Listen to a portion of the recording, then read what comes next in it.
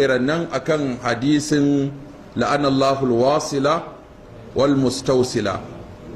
Wannan hadisi Imam al-Bukhari da Muslim suka ruwaito shi da Abu Dawud da Imam an-Nasa'i da Ibn Majah. Sannan akwai ruwaya da ta zo daga Ibn Mas'ud da Aisha da Asma'u binta Abi Bakar da Maqal bin Yasar da Ibn Abbas da Muawiya. A cikin hadisin Abdullahi dan Mas'ud ya zo a cikin kutubus sitta, Bukhari, Muslim, Tirmidhi, Nisa'i, Ibn Majah, Abu Dawud. Sannan kuma hadisin Aisha Imam Bukhari da Muslim sun fito da shi. Hadisin Asma'u ma Bukhari da Muslim sun rawaito da shi. Hadisin da na Ibn Majah shi ma ya zo. Hadisin Maqal bin Yasar kuma Imam Ahmad ya rawaito shi. Hadisin Ibn Abbas kuma Abu Dawud ya rawaito shi da waninsa. Hadisin Muawiya kuma shi ma Bukhari ya rawaito shi. Wannan yana na cikin bayanin Tufatul Ahwazi. To wannan hadisi ga sahabban da suka ruwaito shi ga kuma masu littattafai da suka ruwaito shi: Bukhari, Muslim, Ibn Hibbana, Nasa'i, Tirmidhi, Ibn Abi Shayba, Bazzar, Imam Ahmad da Imam al-Baihaqi. A cikin sahabbai ko mun ji Aisha, Asma'u, Ibn Mas'ud, Ibn Umar da sauransu. Ga abinda lafazin hadisin yake nunawa shine la'anallahu al-wasila wal mustawsila. La'anallahu al-wasila wal mustawsila. Asalin hadisin yana da kissa. Kissar shine wata mata ce za ta aurar da yarta, sai da aka sa rana aure an gama shirin komai, sai wani irin ciwo da yake zazzagar da gashi ya kama ta. Da wannan ciwo ya kama ta sai gashin kanta ya zube. Su kuma larabawa daga cikin kwalliyarsu akwai gashi, shi yasa mace ko a aikin haji ba a yadda ta aske gashinta ba. To sai take neman fatawa daga wajen Annabi sallallahu alaihi wasallama cewa ta iya nemo wani gashin ta sa a jikin kan yattata, ta kulla shi a jikin guntun wancan, a yi mata ƙarin gashi. Sai Annabi sallallahu alaihi wasallama ce la'anallahu alwasila wal mustawsila. Wannan shine asababin hadisin, wannan kuma shine hadisin. A cikin hadisin akwai la'anu. Al-la'anu yana nufin ad-daddu wal ib'ad, a nisan taka daga rahama Allah a kore ka, shine la'anu.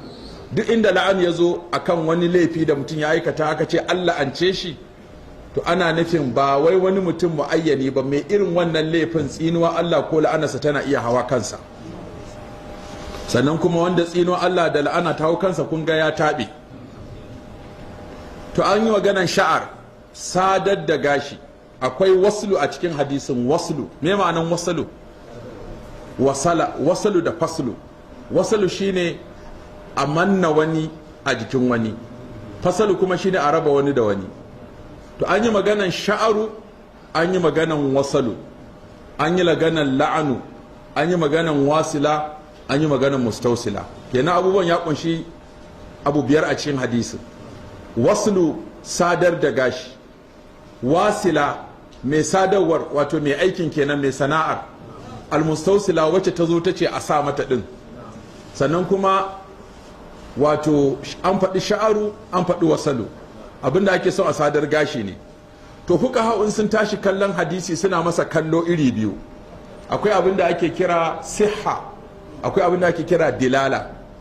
Sihha, a fara kallo hadisin ya inganta, domin ka a gina hukunci akan abin da bai inganta ba. Da haka wannan hadisi ya cika shar'i na farko shine sihhatu. Sai dilala, tafsirin hadisin da fiqhun hadisin da kuma abin da hadisin yake nunawa.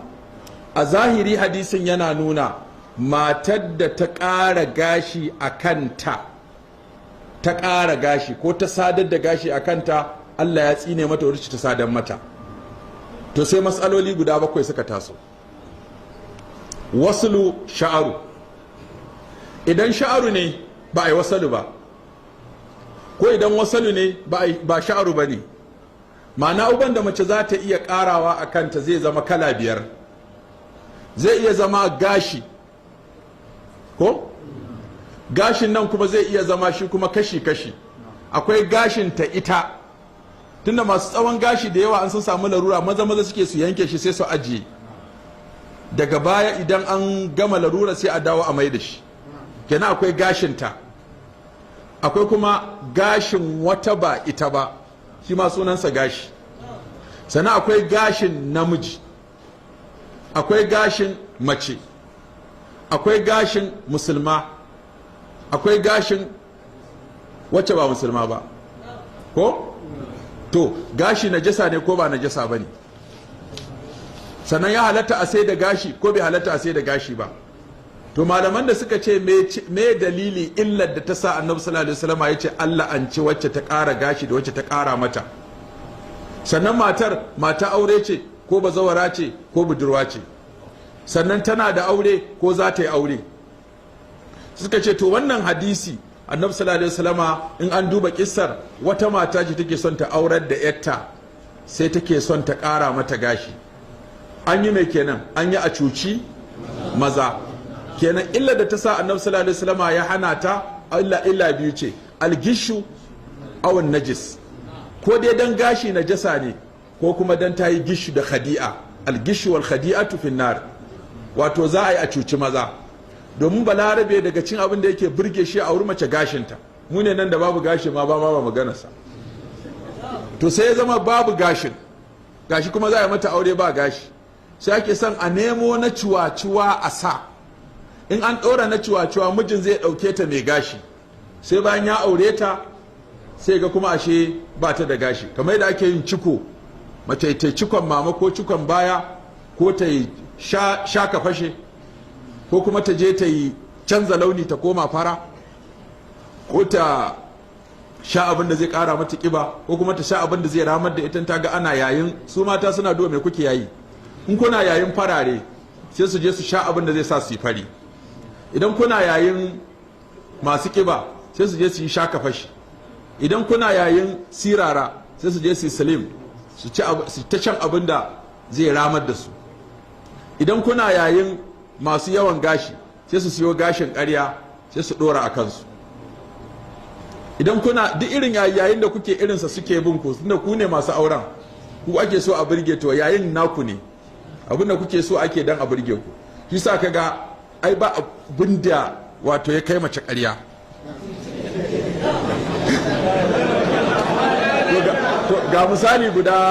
ga misali guda biyar nan ana kiransa leɓi amma akwai abin da ake shafa masa ya koma ja kai ka san ba jan bane ita ta san ba jan bane ko nan kuma tu ana shafa masa jar hoda ya ja kai ka san ba jan bane ita ta san ba jan bane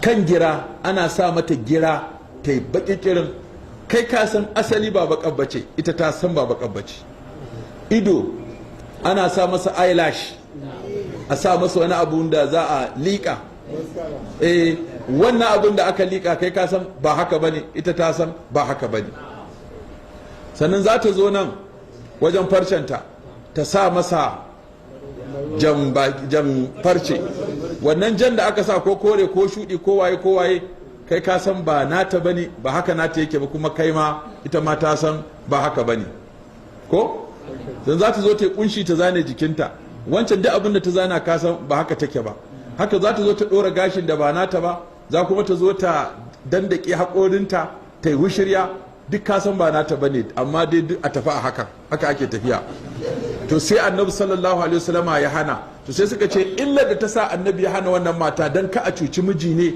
ko kuma dan kada a ɗora najasa a kan jiki domin misali idan mace ta siyo gashin nan na wata mata ne ya halatta ka ga gashin wata mata ko da ba a kanta yake ba ya halatta a ɗauko gashin wata mata a siyar idan aka ɗora maka gashin wata mata a jikin gashin mataka to kai za ka yi laifi uku laifi na farkon ka kalli gashin nan ka kalli gashin ajanabiya wanda ba na matarka ba na biyu in ka taɓa gashin nan ka taɓa gashin wanda ba muharramarka ba sannan na uku ka siyo najasa ga wanda suka ce siyan gashi najasa ne ko kuma waɗanda suka ce haramun ne siyar da wani part na jikin ɗan adam kuma gashi part ne na jikin ɗan adam suka ce waɗannan abubuwan guda hudu su ne dalilin da suka sa annabi sallallahu alaihi wasallam ya ce Allah an ci mai ƙara gashi da wacce ta ƙara mata to sannan sai zama ba ƙarawa aka yi ba gashi ba ne gashin ba na mutum ba ne kwata-kwata duk lissafin nan da muka yi ba na mutum ba ne na dabba ne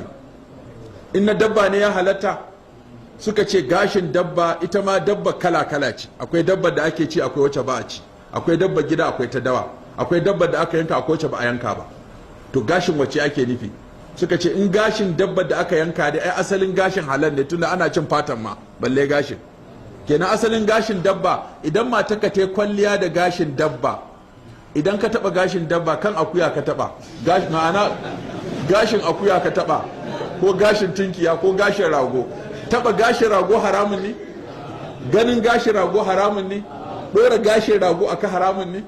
Suka ce to kun ga anan ba gashi bane wanda yake ba nata bane, ba na mutum bane, na rago kuma ragon wanda ya halatta, ba kuma na mushe bane, ba kuma na jaki bane, ba na abubuwan da aka hana cin su bane ko da an yanka su. Suka ce to mas'ala ta biyu kenan. Mas'ala ta uku sai zama ba ma gashin bane, ba na mutum din bane, ba na dabba bane, zuwa aka yi masana'anta aka kera shi, an kera shi ko da roba ko da ulu ko da kattani ko da auduga ko da rama ko da wani abu, to wannan za a kira shi gashi lugatan, tunda annabi ya ce gashi, wannan zai zama gashi lugatan au islahan. Suka ce ba gashi bane, suka ce tunda ba gashi bane shi ya halatta, tunda ba gashi bane ko. Wannan imamun Nawawi a cikin sharhun Muslim da kuma imam Ibn Hajar Asqalani, shi yasa an ka karanta hadisi kaka kalli matanin kadai, kuma ka duba abin da fuqaha suka faɗa karkashin sa, shine zai fito maka da ma'anar hadisin. In ba ka sai ka ɗauki hadisi ka je ka buga shi a babin da ba na yake shiga ba, ko kuma ka fitar da shi, ko ka ɗauke shi am ba am bane, ko ka ɗauke shi khas kuma am ne, ko kuma kai masa illa da ba illarsa ba. Da ka illar hadisin shine an-najis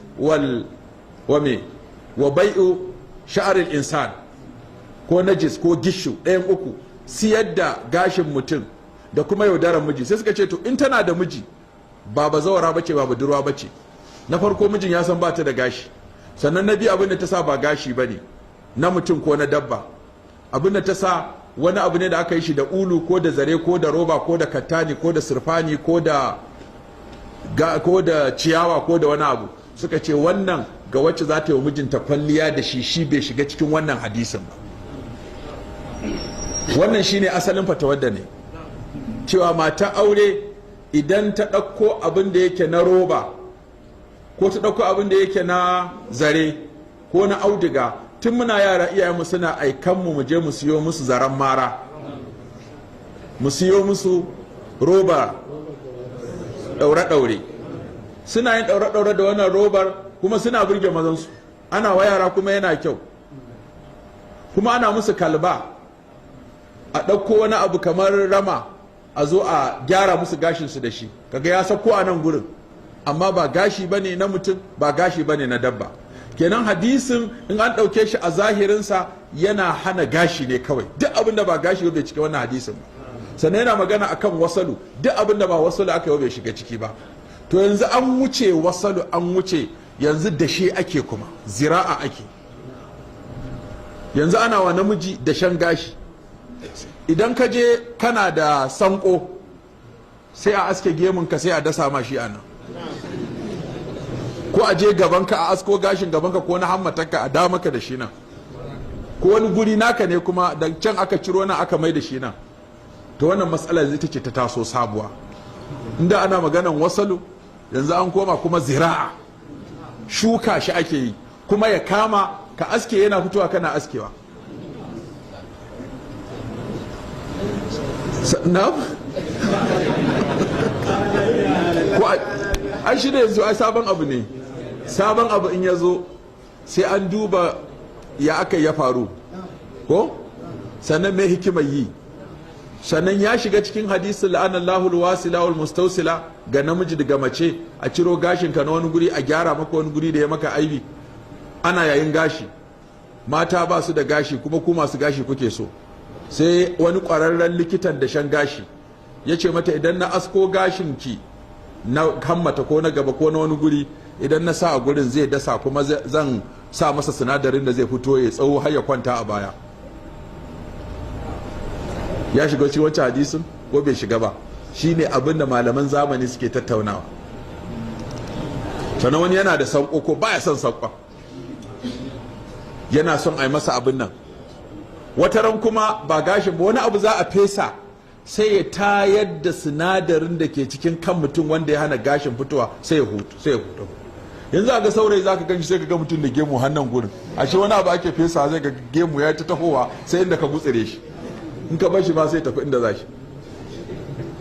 to duk mai hukuncin waɗannan akwai littafi da wani ya wallafa mujalladi a sunansa ash-sha'ru wa ahkamuhu fi shari'atul islamiyya, wanda ya kamata wannan littafi wajen shafi 600 ne da wani abu.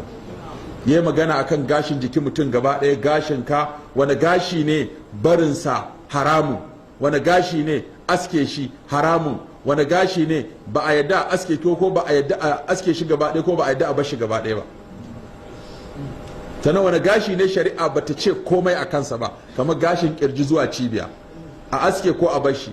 akwai wanda za ga duk jikinsa ma gashi ne, ga gashin ka ga gashin gira, mai shari'a ta ce akan aske gashin gira haramun ne. gashin kaifa mai ta ce akan gashin a rage shi, mai ta ce akan gemu a bashi ko mai ta ce akan gashin hammata a aske shi, gashin gabafa a aske shi.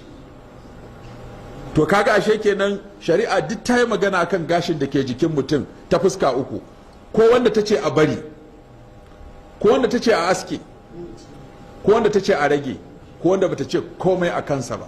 shine su gashin kirji, gashin jiki, gashin da ke fitowa ko ina jikin mutum, gashin baya, wannan bata ce komai a kai ba. saboda haka in ya zama, sannan gashi ga namiji, yawan gashi ga namiji ba haramun bane in zai kula da shi. inda yanzu misali zan bar gashi na dinga zuba a baya kuma in sa mata ta taimin kitso in ɗauko hura ta ɗora a kai, in ka kalli shari'a ban saba ba, amma ka kalli al'ada wani ma daina zuwa karatun nan. ya uzu billahi, barin dau adabul mufradi na ji gaba na ga malam da kitso a uzu billahi. da ma yanzu ka shiga cikin fulani da suke dawa da bararoji, ka je cikin larabawan da suke kauye zaka ga namiji da gashin sa hannan, kuma annabi gashin sa hannan yake zubawa kuma ana kitse masa shi. saboda su al'adar su wannan ba laifi bane haka, amma mu al'adar mu in kai haka ka zo da abin da ba a san shi al'ada ba, sai kaga ana kallon ka ana yaro ya lalace ya tsaye da wani gashi. mun yi wani zamani da muke ganin yayyan wajen 1980 ana yin ciko, saboda tsabar zuba gashi da ake hakkum ake samu irin dogon nan a cake shi aka a bar shi a nan kummin gaba ɗaya ma yana kan, daga gashin til nan kuma wando can an yi fakas, an samu wani katon takalmi sakadale, an sa sakadale an yi fakas an tsuke nan, sannan an tila gashi a nan, an samu kuma an sagale. yan birnin kenan. saboda haka waɗannan abubuwan matsalar gashi sai mun samu lokaci mun yi magana a kai, saboda ana ta samun matsala hatta da mu masu aikin hizba da mutane. an ce an aske wani yaro aski a gashi ya ce ya daina sallah, inda wallahi aka aske masa gashi ya daina sallah. to ya kamata an sasanta ko alhamdulillah, Allah ya sa alhamdulillah.